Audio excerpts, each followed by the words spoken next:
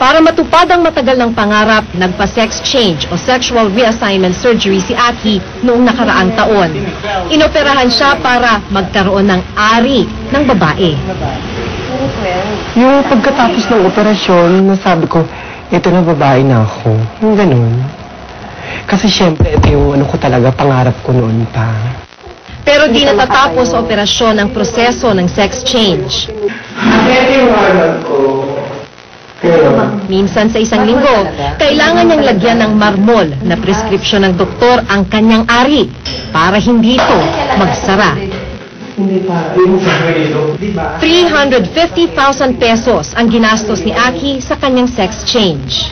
Siyempre, meron akong mga customer na yung iba galante. Nasa pagchika mo kung paano ka magkakaroon.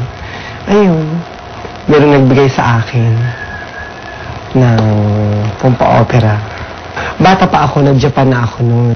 17 pagkatapos kong mag-high school. Thailand pa lang, 30,000 lalaki ang nagpapa-sex change kada taon. Karaniway sa ibang bansa dumarayo ang mga Pinoy na nais magpabago ng kasarian. Naabutan namin noon si Trisha, isa sa mga pasyente ni Dr. Jorge, na katatapos pa lang magpa-sex change. Minsan hindi ako masyado makapag-concentrate sa trabaho. Dahil sa pangalan ko nila na mayroong gender ko yung ganyan. So parang ayoko talaga. Bakit nga pala na yun? Naman ko. Yung masaya na lang.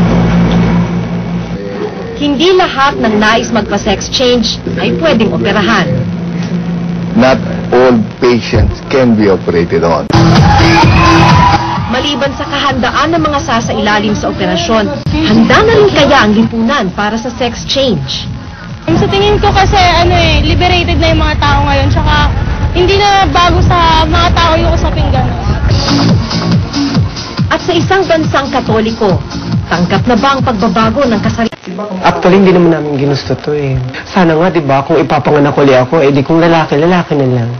Kung babae, babae na lang. Ayoko yung meron pang magiging yung nararamdaman ko, mag-iiba pa. Sa totoo lang, mahirap.